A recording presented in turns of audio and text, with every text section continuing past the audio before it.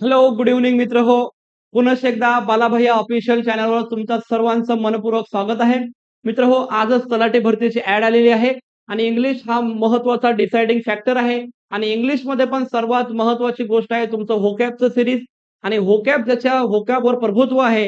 व्होकॅबमध्ये पण one word substitution असतील, antonyms, synonyms असतील, फोबियाज असतील, वेगवेगळ्या प्रकारचे इडियम फ्रेजेस असतील, या सर्व गोष्टींवर ज्याचं प्रभुत्व आहे त्याचा 100% व्होकॅबचा सिलेबस ज्याचा क्लिअर आहे, त्याचा रिझल्ट 100% आउट ऑफ येतो आणि इंग्लिशमध्ये मार्क कटणार नाहीत. म्हणून मी तुमची बालाभैया ऑफिशियल या चॅनलवर या अगोदर 150च्या 200 तुमच्या इडियम फ्रेज घेतलेल्या आहेत आणि आता तुमच्या 150च्या 200 इडियम फ्रेज कंप्लीट झालेल्या आहेत. आज आपण नवीन सीरीज सुरू करत आहोत, जी व्होकॅबची न्यू सीरीज आहे, जिचं नाव आहे वन वर्ड सबस्टिट्यूशन बाय बाला सर. आणि ज्यांना कोणाला आपल्याला ऍडमिशन करायचे आहेत वेगवेगळ्या ऑनलाईन ऑफलाईन बॅचेसमध्ये, त्यांनी या नंबरवर कॉल करू शकता. मी तुम्हाला योग्य ते माहिती देतो कुठे ऍडमिशन करायचं काय नाही. आणि हा वन वर्ड सबस्टिट्यूशन चॅप्टरमध्ये आपण कुठल्या प्रकारचे वेगवेगळे ओके वेगवेगळे आपण जे क्वेश्चन्स आहेत ते सॉल्व्ह करूया. पहिलं आपण बघूया डायरेक्टली फास्टिडियस. म्हणजे वन वर्ड सबस्टिट्यूशन खूप मुलांना हार्ड जातात. का हार्ड जातात? कारण असे शब्द त्यांच्या डोळ्याखालून त्यांच्या ऐकण्यामधून कधीच गेले नाहीत. हे डायरेक्ट एक्झाममध्ये दिसतात आणि तिथं गेल्यावर मग त्यांना त्यांच्या डोक्यावर 12 वाजतात आणि चेहऱ्यावर 12 वाजतात. हे काय नवीनच आहे. What does it mean fastidious? Okay. Fastidious म्हणजे काय? तर one who can not be please easily. ज्याचं मन वळवू शकत नाही असा व्यक्ती. Easily fastidious. म्हणजे असे काही मित्र असतात बघा, त्यांच्याकडे पॉवर ऑफ पर्सुएशन असते. म्हणजे इतरांचं मन कसं वळवायचं. म्हणजे आपल्याला जर एखादा पिक्चर बघायचा आहे, मित्र दुसरा मला दुसरा बघायचा आहे. तर बाकीच्या मुलांना आपण वळवू शकतो, की नाही रे हा पिक्चरमध्ये लय भारी आहे, गुंडा लय मारते, असं करते, तसं करते. मग बाकीचे सर्व तुमचं ऐकतात, हो यानं म्हणलं ते पिक्चर बघू. म्हणजे तुम्ही काय केलात, तर इतरांचं पर्सुएट केलात मन. ओके. पण त्याच्यामध्ये असा एक कार्यकर्ता आहे, की त्याचं मन परतत नाही. तो म्हणते मला ते बघायचं, तेच बघायचंय. तू कितीही सांग मला. मग असा व्यक्ती ज्याचं मन वळवू शकत नाही, अशा व्यक्तीला म्हणतात फास्टिडियस. फास्टिडियस म्हणजे काय? The one who can not be please easily. ज्याला आपण 100% आपल्यानुसार वागवून घेऊ शकत नाही. त्याचं मन परिवर्तन करू शकत नाही. म्हणजे एखाद्याला आपल्यानुसार वागायसारखं आपण करू शकत नाही. तो व्यक्ती म्हणजे फास्टिडियस असतो. ओके. महत्वाचे वन वर्ड सबस्टिट्यूशन आहे. खूप सारे एक्झामला आलेले आहे. फास्टिडियस. ओके. ह्याच्या पीपीटी मी तुम्हाला प्रोव्हाईड करतोच. पण हे अतिशय महत्त्वाचे वर्ड आहेत. या वर्डला तुम्ही अंडर एस्टिमेट करू नका. लाईटली घेऊ नका. कारण फास्टिडियस असे शब्द आपल्याला वेगवेगळ्या प्रकारचे एक्झामला बघायला भेटतात. त्यानंतर इंट्रोव्हर्ट. इंट्रोव्हर्ट. इन म्हणजे आत. म्हणजे एखादा व्यक्ती जर आतल्या गाठीचा असला, तर सांगत नाहीत ना, काही लोकं एक्सप्रेस होत नाहीत. आपण बघा काही लोकं असतात एक्स्ट्रोव्हर्ट. याचा अपोझिट वर्ड आहे एक्स्ट्रोव्हर्ट. इंट्रोव्हर्टचा अपोझिट वर्ड पण विचारू शकतात एक्स्ट्रोव्हर्ट. मग इंट्रोव्हर्ट आणि एक्स्ट्रोव्हर्ट मध्ये फरक काय? एक्स्ट्रोव्हर्ट म्हणजे तो नेहमी सांगत फिरतो, ओपन माइंडेड आहे, तो ओपन बुक आहे. त्याला सगळं माहिती आहे कॉलेजमध्ये कोणाला बोलते, काय नाही आणि तो सांगतो माझ्यावर उधारी किती आहे, मला पैसे कोणाचे द्यायचे आहेत, मला काल कोणाचा फोन आलता. सगळं बिचारा सगळं तोंडपाठ सांगतो कोणाला पण, घाबरत नाही, ओपन बुक. ओके. मेरा जीवन कोरा कागज कोरा ही रह गया असं नाही ते. म्हणजे आपण किताब खुली किताब अपनी जिंदगी. त्याला एक्स्ट्रोव्हर्ट म्हणतात. जो एक्सप्रेस करतो आपल्या मनातल्या भावना पुढच्या समोर त्याला एक्स्ट्रोव्हर्ट म्हणतात. पण आपला शब्द आहे इंट्रोव्हर्ट. इंट्रोव्हर्ट म्हणजे काय? याचा अपोझिट. जो आपल्या भावना, आपल्याला जे काही वाटतंय ते मनामध्येच ठेवतोय, लवकर एक्सप्रेस करत नाही, अशा लोकांना इंट्रोव्हर्ट म्हणतात. त्या तारे जमीन पर पिक्चरमध्ये एक बारकं पोरगं आहे बघा ते. ते पण इंट्रोव्हर्ट असते. म्हणजे त्याला ते परिस्थितीने झालेलं असते. ते इतरांसमोर एक्सप्रेस होत नाही टीचर समोर वगैरे, वगैरे. पण आमिर खानला होते. इंट्रोव्हर्ट माणसं फार कमी लोकांसमोर ते एक्सप्रेस होतात. ते असं रडत बसत नाहीत किंवा सांगत बसत नाहीत, मी असा, मी तसा वगैरे, वगैरे. इंट्रोव्हर्ट म्हणजे काय? One who does not express freely. म्हणजे लवकरात लवकर तो फ्री होत नाही.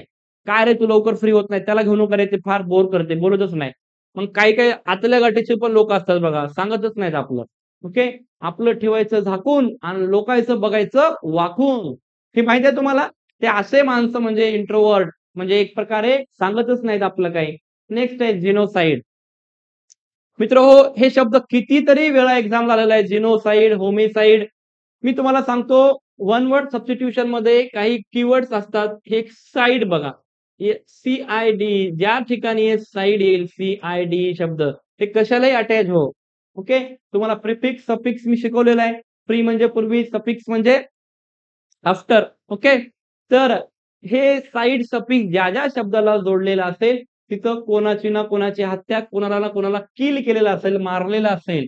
मग जिनोसाइड, जिनोसाइड म्हणजे काय? Killing of a large group of people. असा ग्रुप आहे, एका दोघाला नाही, ग्रुपलाच मारायचं. हिटलर मारायचा बघा. धरायचा त्यानं मारण्यासाठी बंकर तयार केले होते. एका लोकाला मारायला लेवल लागायला म्हणला त्याने. त्याने काय केलं? जिनोसाइड केला म्हणजे गावाच्या गावात त्याने मारून टाकले. हजारो लोक एका टाइमला मारले. ओके. तेव्हा काय केलं? जिनोसाइड केला. कुठल्या लोकांचा? सांगा कमेंटमध्ये कोणाचा केलाय? जिनोसाइड. साइड म्हणजे किलिंग. कोणाची? Killing of a large group of people. Homicide पण एक शब्द आहे बघा. ह्युमन बिईंगला ज्याला मारतात त्याला होमिसाइड म्हणतात. कल्पिसाइड, होमिसाइड, पेस्टिसाइड, कीटकनाशक हे सगळ्याला मारणारे साइड, साइड, साइड, साइड म्हणजे काय? ज्याला आपण मारतो. मग तुम्हाला जर एखादा शब्द वेगळा जरी आला तरी तुम्हाला क्लिक होते, की सी-आय-डी म्हणजे कोणाला ना कोणी मारत आहे, कोणाला कोणी मरत आहे, किल होत आहे म्हणजे साइड आहे.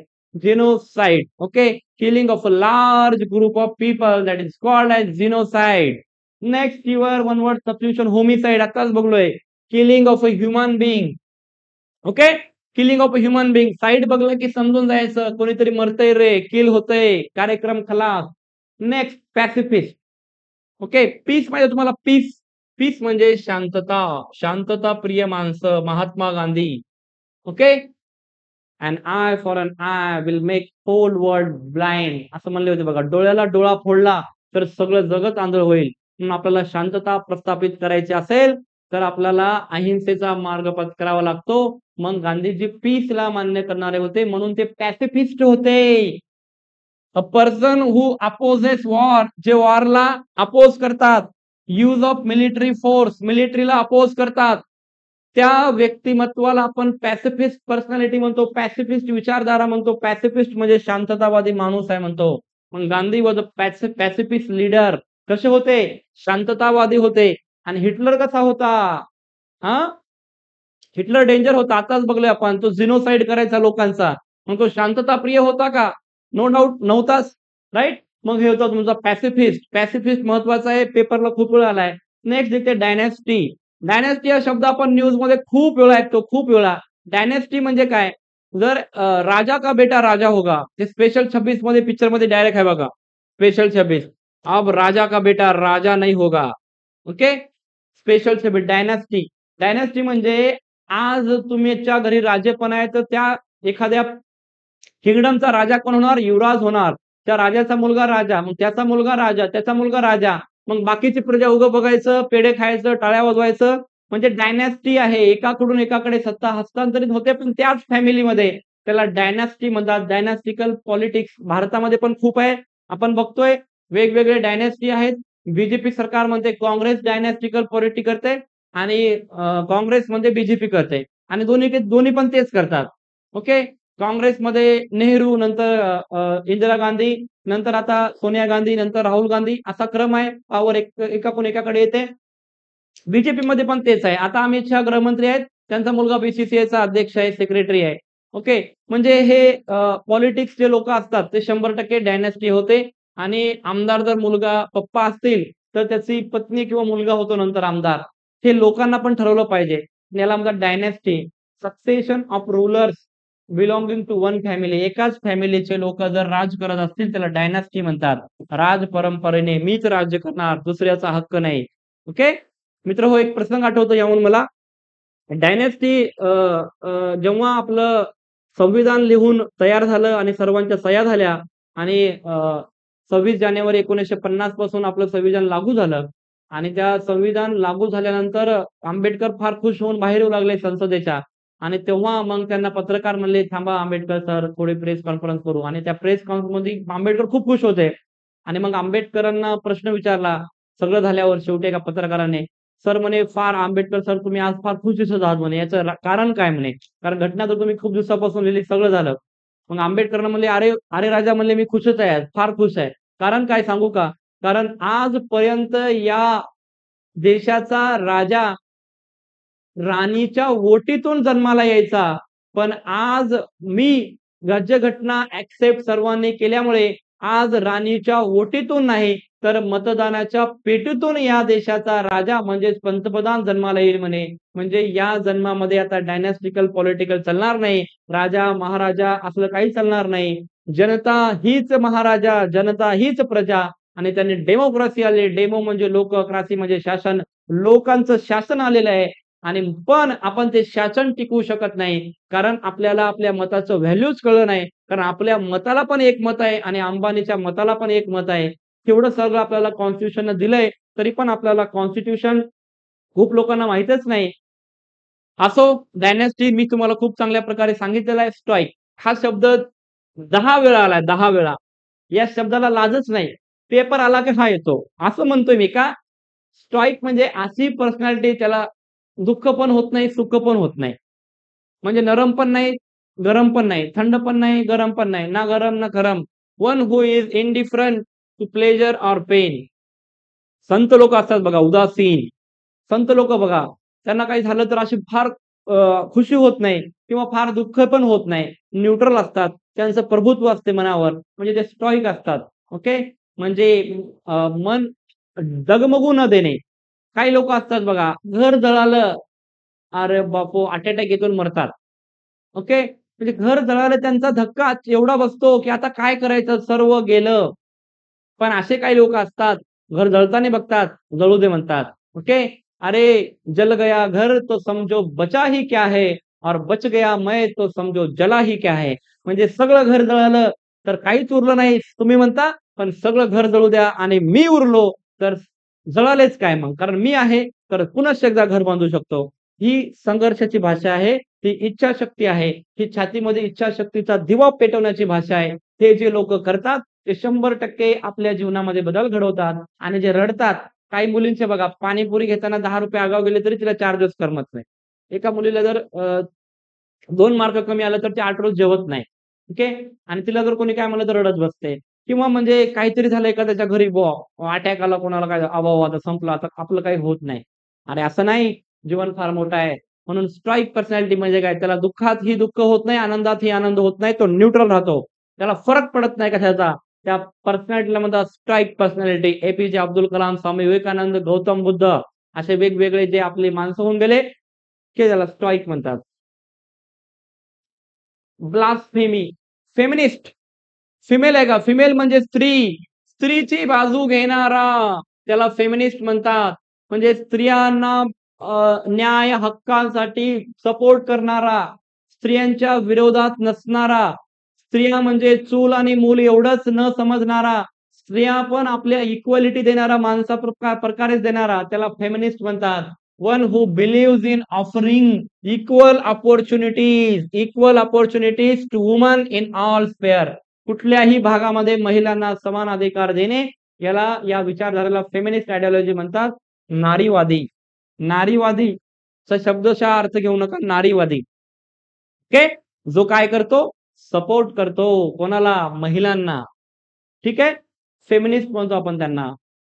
नेक्स्ट आपण बघतोय महिलांना आपण खूप प्रकारे वेगवेगळा गव्हर्नमेंट सपोर्ट करते. बेटी बचाओ, बेटी पढाओ. ओके. त्यानंतरच महिलांना वेगवेगळे जिल्हा परिषदेमध्ये, महानगरपालिकेमध्ये म्हणजे आपल्या जे काही तिसरं स्तंभ आहे लोकशाहीचं. सॉरी तिसरं स्तंभ म्हणता येत नाही आपल्याला. लोकशाही, राज्यसभा याच्यामध्ये पण त्यांना आरक्षण आहे. प्लस पंचायत समितीमध्ये 50% आरक्षण आहे महाराष्ट्रामध्ये महिलांना. पण ही गोष्ट वेगळी आहे, की काही सरपंच लोकं आपली पॉवर संपली आणि आरक्षण महिलांना आलं, की त्यांना फक्त फॉर्म भरतात आणि त्यांचा सही स्टॅम्प पुरता वापर असते. सरपंचीन बाई घरात आणि हाच टाईट कपडे घालून जातो कार्यक्रमाला. मी सरपंच आहे म्हणतो. म्हणजे महिलांना अधिकार देऊनही न दिल्यासारखं आहे. स्ट्रॉंग बनवायचं असेल महिलांना, तर असा माणूस जो महिलांना सपोर्ट करतो त्याला फेमिनिस्ट म्हणतात. त्यानंतर ब्लास्फेमी. ब्लास्फेमी म्हणजे काय? हे व्हेरी आय-एम-पी शब्द आहे मित्रांनो. याला तुम्ही 4 वेळा लिहा. ब्लास्फेमी म्हणजे काय? जो मंदिर, मस्जिद किंवा कुठल्याही धार्मिक स्थळावर अन्यायपूर्वक डिसरिस्पेक्टफुली बोलतो. हे मंदिर काही कामाचं नाहीये, मस्जिद काही कामाची नाही, गुरुद्वारा काय भंकच आहे. म्हणजे अशी ज्या गोष्टी बोलणार आहे मंदिर मस्जिदवर जो काय करतो टॉक डिसरिस्पेक्टफुली अबाउट गॉड और रिलिजन. मंदिर मस्जिदवर करतोच करतो, पण देवाच्या अस्तित्वावर, देवावर वेगवेगळ्या शंका घेतो. देवांना तो मानत नाही आणि तो देवावर टीका करतो, खालच्या स्तरावर बोलतो आणि इतरांच्या भावना दुखावतो. अशा व्यक्तीला म्हणतात ब्लास्फेमी.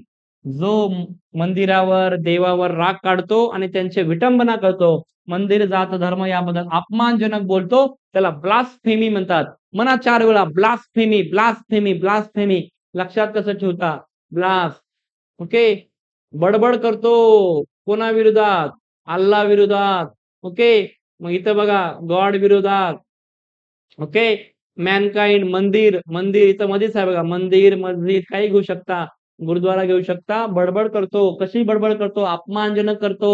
त्या पर्सनॅलिटीला आपण म्हणतो ब्लास्फेमी. त्यानंतर येतो प्रेझरबरन्स. हे फार महत्वाचं आहे. प्रेझरबरन्स.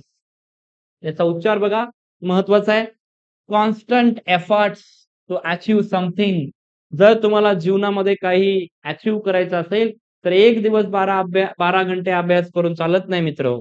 कुछ नहीं होगा. 2 दिवस 13 घंटे अभ्यास करून चालत नाही.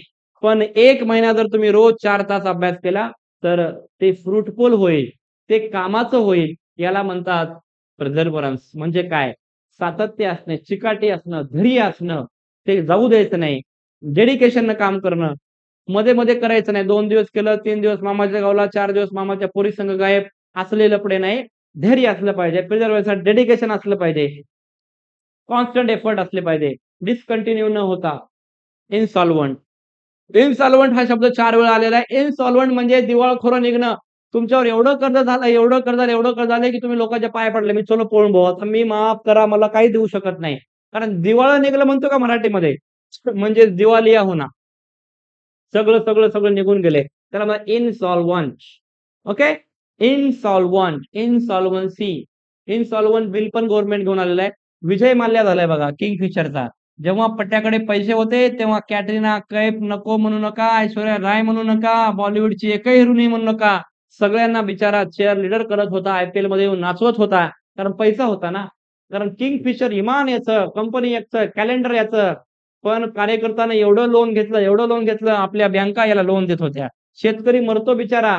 आपल्या बँकेचं एवढं दुःखद सत्य आहे, विदारक आहे. ज्याला लोनची गरज आहे त्याला लोन देत नाही आणि ज्याला लोनची गरज नाही त्याच्या मागे लागतात. साहेब ले साहेब ले साहेबांनी एवढं लोन घेतलं. मेहुल चोक्सी असेल, विजय माल्या असेल, हे सगळे लोक असतील. मोदी आहे तुमचा बघा, मेहुल कोणतरी. ओके. ते राहुल गांधीचा खूप वाद पण झाला बघा. सब मोदी चोर क्यों होते हैं? याच्यावर त्यांना सजा पण झाली. मला मायावर पण करतील आता केस ते. तर हे गुजरातची लोक जे आहेत ते फार लोक काय करायले तर इन्सॉल्व्हन्सी करत आहेत. कर्जात गेलेत आणि पळून चलेत. आणि मग त्याला काय म्हणतात इन्सॉल्व्हंट. इन्सॉल्व्हंट म्हणजे a person who is unable to pay debts. आमच्या मित्र-मित्रांमध्ये लहानपणी कॉलेजला एक म्हण होती. आम्ही चहा, पोहे पैसे नसले घ्यायचे कधी का कोण. एका दिवशी माझ्यावर लय कर्ज झालं. 811चे मी म्हणलो इथून पुढे आता आपण कोणाला पैसे मागायचे नाहीत. लय कर्ज झालंय. माझा मित्र म्हणला, "अरे ज्याच्यावर आहे कर्ज तोच खरा मर्द आणि घेत राह म्हणे कर्ज तू." एवढं भारी दमदार वाक्य त्यानं बोललं. "ज्याच्यावर आहे कर्ज तोच खरा मर्द." म्हणजे आपल्यावर जर कर्ज नाही तर आपण मर्द नाही बुवा. या अनुषंगाने आपण तुफान खर्च करायचो. 4,000 5,000 कर्ज व्हायचं. पण ती आदत आमची फार बेकार होती. नंतर हळू कमी करावी लागली. मित्रहो, कर्ज घेऊन एन्जॉय नका करू. कमवा आणि एन्जॉय करा. किती एन्जॉय करा मग. पण दॅट विल मेक ट्रबल. त्याला इन्सॉल्व्हंट म्हणतात.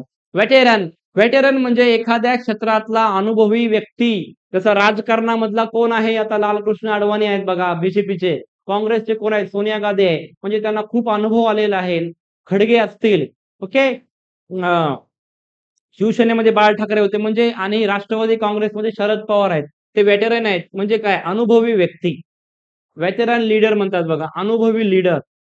हे शब्द द हिंदू आणि इंडियन एक्सप्रेस मध्ये खूप येतो व्हेटरन. लक्षात ठेवा. A person with a long experience of any occupation. ज्या पर्सनने लांब 50-55 वर्षाची कारकीर्द आहे शरद पवारची संसदेची. मग he is a veteran leader in Indian politics. Right now त्यांच्या तोडीचा कोणीच नाहीये. शरद पवार. नरेंद्र मोदी पण म्हणतात, मी शरदचंद्र पवारांच्या करंगळीला धरून, बोटाला धरून राजकारणात आलो. किती खरं किती खोटं माहित नाही, पण म्हणतात. बरोबर आहे? व्हेटेरन म्हणजे अनुभवी व्यक्ती. मराठीत पण दिलेले आहेत बघा. मी जरी एक सांगायचं एखादं विसरलो, तर सी करा मित्रहो, बघत राहा. आणि हे सगळ्या पी वगैरे फार वेळ लागतो. तुम्ही बघत राहा, कमेंट करत राहा. जेणेकरून मला पुढचा व्हिडिओ बनायला ताकद मिळेल, एनर्जी मिळेल. कारण तुमच्या कमेंट, तुमच्या लाइक्स आणि तुमच्या शेअरमुळे आपला व्हिडिओ खूप लोकांपर्यंत पोहोचतो आणि मला याचे काही पैसे सध्या तर काय भेटत नाहीत. पण तुमचा जो कमेंट येतात, की "सर अजून करा, अजून करा." त्यासाठी एनर्जी भेटते आणि ती एनर्जी तुमची मला कशी कळणार आहे? कमेंटमधून कळणार आहे. कमेंटमध्ये माझं काही चुकलं ते पण सांगा, काही रिकमेंड करा. पण बोला काहीतरी, करा काहीतरी जीवनामध्ये करा. यासाठीच मी सगळं करतोय. Sacrilege, violation of something holy or हेच आहे अपवित्रीकरण. जे आपलं ब्लास्फेमी होतं का? ब्लास्फेमी बघा, म्हणजे एखादं धर्मग्रंथ, मंदिर किंवा याच्यावर अपमानजनक टीका करणं. तर सॅक्रिलेज म्हणजे अपवित्रीकरण करणे. म्हणजे समजा मंदिर आहे, मंदिरावर जाऊन तुम्ही जर मटण खाल्ल्या, तर ते अपवित्रीकरण आहे ना. श्रद्धा आहे ना लोकांची. तुम्ही म्हणसाल काहीच होत नाही मटण खाल्ल्यामुळे, फॉरेनचे लोकं दिवसभर खातात. पण ते त्यांची श्रद्धा आहे. आपली श्रद्धा आहे की एखादे पवित्र ठिकाण आहे, गुरुद्वारा आहे, मंदिर आहे, मस्जिद आहे. मग या पवित्र ठिकाणी जर तुम्ही जाऊन अपवित्र काम करत असाल, काही लोकं किल्ल्यावर जातात आणि असं लव काढतात आणि राजू लव संगीता काढतात. तुझ्या बापानं बांधला का किल्ला? नाही. पण त्या किल्ल्यावर दगडावर लिहिते असं दिल, त्याच्यावर आपलं नाव काढते. विद्रुपीकरण आहे का नाही? ओके. हे एवढं शिवाजी महाराज आपले मोठे-मोठे कामं करून गेले. किल्ले-बिल्ले जिंकण्यासाठी काय-काय लागलं आणि हे नटुरं-फटुरं जाते आणि अर्ध्या घंट्यात किल्ला आपल्या नावावर करून येते. ते पण मुलीच्याही नावावर करते. ओके. त्याला सॅक्रिलेज म्हणतात. सॅक्रिलेज म्हणजे अपवित्रीकरण करणे महत्वाचा आहे शब्द व्हेरी आय-एम-पी आहे. त्यानंतर आपण बघतोय नोवाईस. नोवाईस म्हणजे नवखा, नवशिकिया. आपण नवीन-नवीन सायकल शिकलो की आय एम नव नव नवीन शिकणारा, नवशिकिया म्हणतात बघा. ठीक आहे? तुम्ही आता इंग्लिश शिकत आहात, तुम्ही नोवाईस आहात. पण तुम्ही 4 वर्ष झाले शिकायला, तुम्ही आता ट्रेंड झालेले आहात. तर त्याला नोवाईस म्हणत नाही. ओके. नोईस म्हणजे काय? एकदम नवीन-नवीन शिकलेला आहे. आपण कार नवीन-नवीन आपला मित्र शिकला तर आपल्यामध्ये कॉन्फिडन्स येते का? चल तुझ्या बाजूला बसतो मी. बसल्यासारखं करतो आणि घाबरल्यासारखं करतो. कारण का? कारण तो नवशिकी असतो, नो वॉईस असतो. नो वॉईस म्हणजे कमी प्रॅक्टिस असलेला. A person without training or experience in a skill or subject. आता तुम्ही तलाठी भरती करत आहात आणि नवशिक्या एखादा टीचरला मी शिकवतो म्हणला. आता आम्ही 3-3 वर्ष झाले या फील्डमध्ये आहोत, 6 वर्ष झाले शिकवत आहोत. तर आम्हाला कॉन्फिडन्स आला, की बुवा आपण काहीतरी यांना न्याय देऊ शकतो. पण आम्ही नोवाईस नाही आहोत या फील्डमध्ये. पण एखादा आला आणि आजच मी तलाठी भरती आली आणि आता मी बॅच टाकतो आणि 1000 पोरं आणतो म्हणला. तर ते होऊ शकते, पण ते थोडंफार जास्त आहे. कारण पहिल्या दिवशी असं होत नाहीये. Okay. Rome is not build in a one day. एका दिवसात रोम तयार झालेलं नाहीये. त्यासाठी कंटिन्युअस एफर्ट लागतात मित्रहो. ठीक आहे? आणि तुमच्या नो सिक या नो वाईस म्हणजे अथिस्ट म्हणजे काय? ज्याचं मन वळू शकत नाही. नो अथिस्ट म्हणजे one who is not sure about God's existence. हे मराठी अर्थ चुकीचा आहे इथं. हे नाही मित्र. ॲग्नोस्टिक म्हणजे काय? One who is not sure about God's existence. हे महत्वाचा शब्द आहे. व्हेरी आय-एम-पी आहे. म्हणजे असा व्यक्ती ॲग्नोस्टिक म्हणजे काय? की ज्याचं देव आहे की नाही यावर शंका आहे त्याला. तो अपमान करत नाही. ब्लास्फेमी आणि ॲग्नोस्टिक वेगळं आहे. ब्लास्फेमी म्हणजे तो देवाला फार खालच्या स्तरावर टीका करतो. पण ॲग्नोस्टिक म्हणजे काय? तो देव मानतोही आणि नाही मानत. म्हणजे त्याला कधी वाटते देव आहे का नाही, कधी वाटते देव नाही, कधी आहे वाटते. त्याची अजून कन्फर्मेशन नाहीये. फक्त शंका आहे. शंका आहे फक्त. पण देवाला मानतो त्याला ॲग्नोस्टिक म्हणतात. असे खूप लोकं असतात. मम्मी म्हणली म्हणून पाया पडतात, पण मनात शंका असते. देव मला भेटलाच नाही, असतो का नाही? One who is not sure about God's existence. Sure नाही, खात्री नाहीये. पूर्वी स्वामी विवेकानंद होते बघा.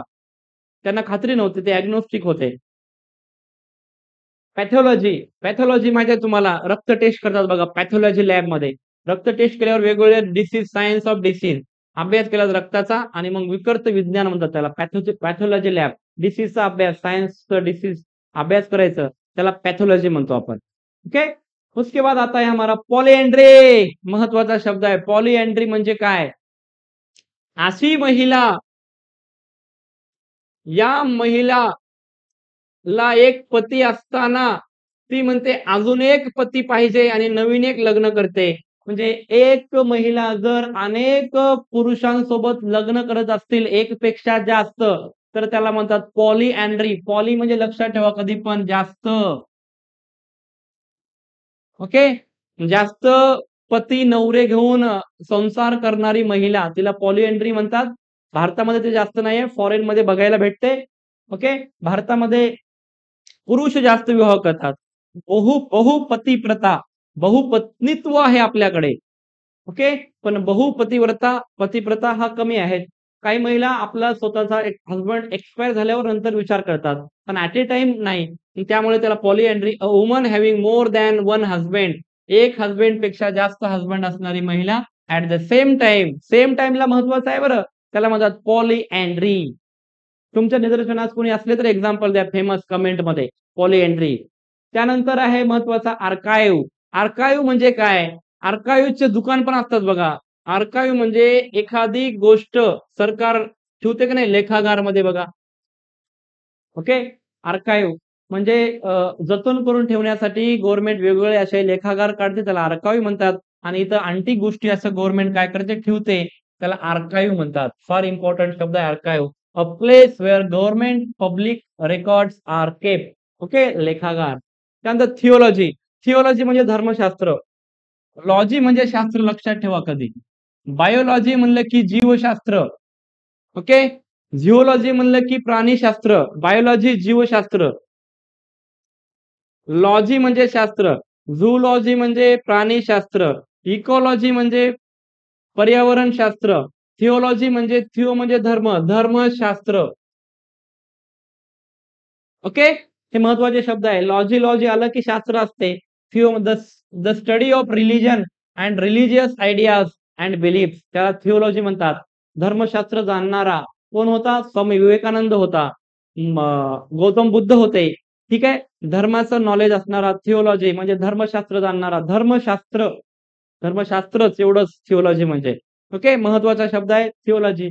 त्यानंतर पॅनेसिया. पॅनेसिया म्हणजे रामबाण उपाय. असं असते का आपल्या इकडे? बघ, तुला काय पोट दुखते? पोट दुखू दे, डोकं दुखू दे, ताप येऊ दे, काही पण करू दे, माझ्याकडे एक रामबाण उपाय आहे म्हणते. काय? रात्री बसायचं, 90 घ्यायचं, सकाळी उठलं की सगळा कार्यक्रम खलास. असे आपले मित्र रामबाण उपाय येतात. त्या रामबाण उपायाला पॅनेसिया म्हणतात. पॅनेसिया. पॅनेसिया म्हणजे रामबाण उपाय. Remedy for all diseases. अरे दुखणं कुठलंही असू दे, मी तुला कमी करतो. 100 ग्राम जीवाला राम, चल हो पर्याड. आणि त्याला म्हणतात पॅनेसिया, रेमेडी फॉर ऑल डिसीजेस. रामबाण. आयुर्वेदिकामध्ये असतात बघा पॅनेसिया, फार इम्पॉर्टंट आहेत. त्यानंतर ऑप्टिमिस्ट. ऑप्टिमिस्ट म्हणजे आशावादी. जो फ्युचरवर आशा करून बसलेला आहे.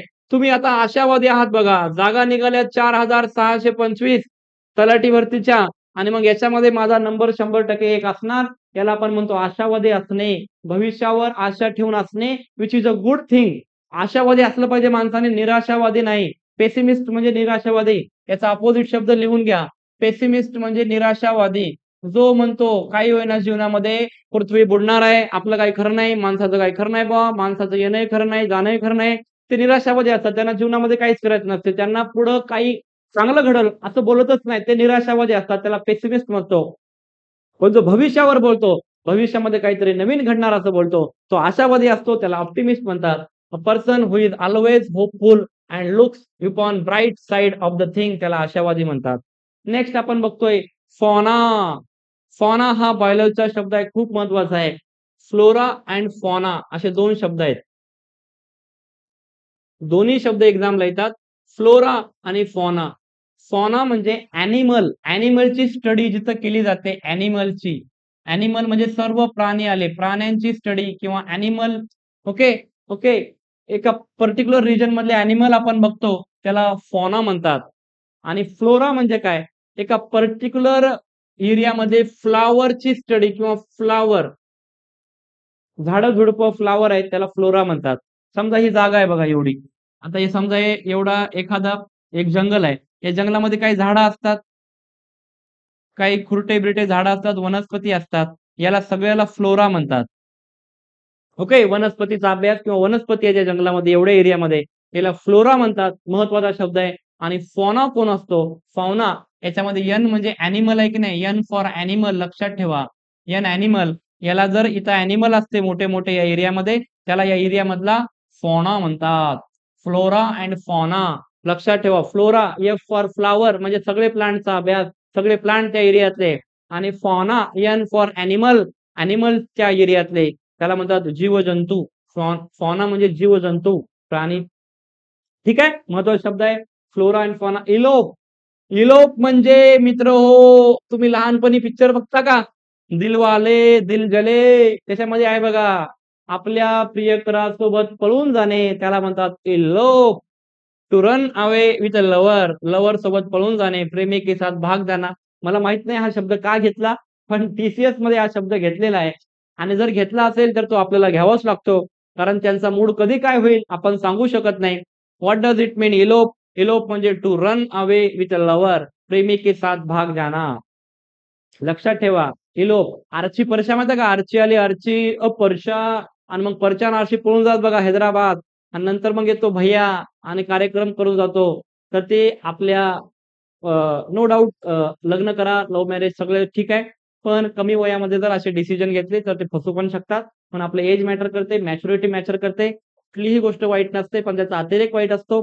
पण इलोप ही गोष्ट सांभाळून करा. ठीक आहे, त्याला आपण लक्षात ठेवा. आधी महत्वाची गोष्ट आहे, आपल्याला पास व्हायचंय. सोमनॅम्बुलिस्ट, आता शब्द वाचाव कसा हा खूप लोकांना पण. सोम नाम बुलिस्ट, जो झोपीमध्ये चालतो का नाही त्याला निद्राचारी म्हणतात. मग सोमन्या बुलिस्ट, जो झोपीत चालतात, असे झोपीमध्ये काही लोक असतात बघा, त्यांना जर सल्यापावर झोपिलं.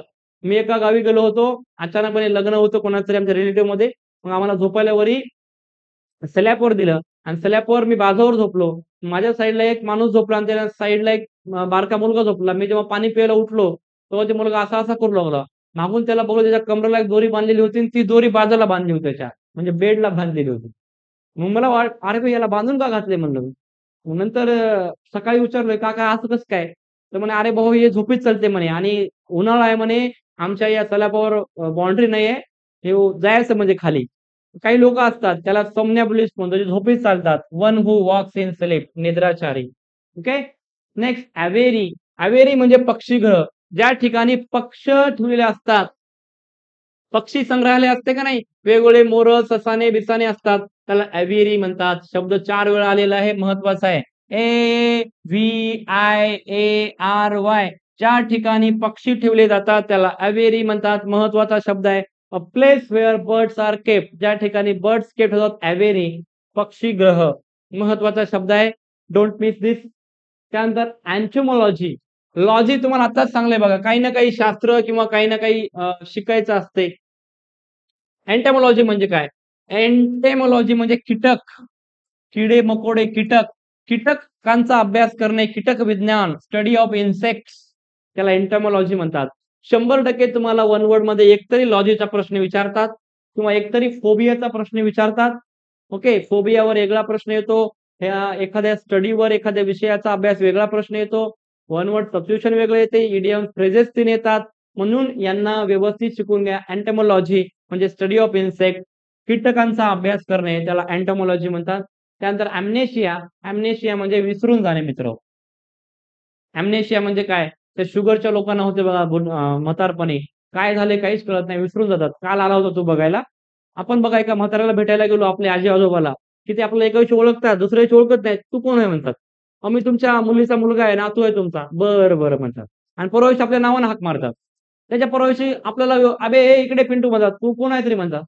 म्हणजे आपल्याला कळतच नाही काय व्हायलंय. तर त्यांना अॅम्नेशिया होतो, म्हणजे लॉस ऑफ मेमरी होते. अॅम्नेशिया म्हातारपणी होते बघा, विस्मरण होते, म्हणजे डोक्यातून जात असते, विस्मरण होते. That we called as amnesia, loss of memory. उसके बाद आता आहे बॉटलनेक, आणि हा आज आपला शेवटचा शब्द आहे. बॉटलनेक म्हणजे काय, एखादी सिच्युएशन फसणे, तिथून पुढे जाणंच नाही. समजा समजून सांगायचं झालं, महत्वाचा शब्द आहे बॉटलनेक म्हणजे काय. मोदी गव्हर्नमेंटमध्ये 3 कानून आले होते बघा, शेतकरी 3 कानून, आणि शेतकरी म्हणत होते आम्हाला ते कानून नकोत, आणि संसदेत म्हणून ते कानून तर पास झाले होते. सरकार म्हणू लागलं आम्ही कानून पास केलेत, शेतकरी म्हणाले आम्हाला पाहिजे नाहीत, आम्ही घेत नाहीत. आणि मग दोन्ही एकमेकापर्यंत भिडले होते, दिल्लीमध्ये येऊन बसले होते शेतकरी आणि एकूण सरकार, संसद, आणि दोनही मानायला तयार नव्हते. मग त्यावेळेस सिच्युएशनला काय म्हणतात, बॉटलनेक. बॉटलनेक म्हणजे काय झाले, ती सिच्युएशन बाबा आता पुढे काहीच घडणार झाले. ओके. बॉटलनेक झालाय. म्हणजे आता अवघडल्यासारखं झालंय. हे नाही, ते नाही. अ situation that stops activity from progressing म्हणजे अवरोध. प्रोग्रेस होण्यासाठी थांबणे म्हणजे काही ना काही कारणामुळे थांबणे. त्याला बॉटलनेक म्हणतात. जसं आपण घर बांधायलो. समजा आपण फार गल्लीत होते बघा. आपण घर बांधायलो. आपल्याला गल्लीतले काहीच म्हणत नाहीत. अर्धं घर झालं की साइडचं येते. "तू इथून भीत का घेतलास?" म्हणते. "ते माझं आहे" म्हणते. "माप" म्हणते. "अरे भाऊ तू बांधताना काय म्हणलं नाही?" माझं म्हणणं आहे" म्हणते. "माझं इथपर्यंत आहे" म्हणते. आणि मग लफडं होते. ते म्हणते, "तुझं घर बांधू दे ना." ते म्हणते, "माझं इथून आहे." मग काहीच करता येत नाही. मग ती सिच्युएशन काय झाली बॉटलनेक झाली. कारण दोघंही मान्य करायला तयार नाहीत. त्याला आपण बॉटलनेक म्हणतो. ओके. अशा प्रकारे मित्रहो आपण सर्व जे आहे व्यवस्थित आपण वन वर्ड सबस्टिट्यूशन घेतलेले आहेत. बालाभैया ऑफिशियल या चॅनलला तुम्ही फॉलो पण करा. ओके. ये बालाभैया ऑफिशियल या चॅनलला फॉलो करा मित्रहो. आणि काही प्रॉब्लेम असेल तर या नंबरवर कॉल करा.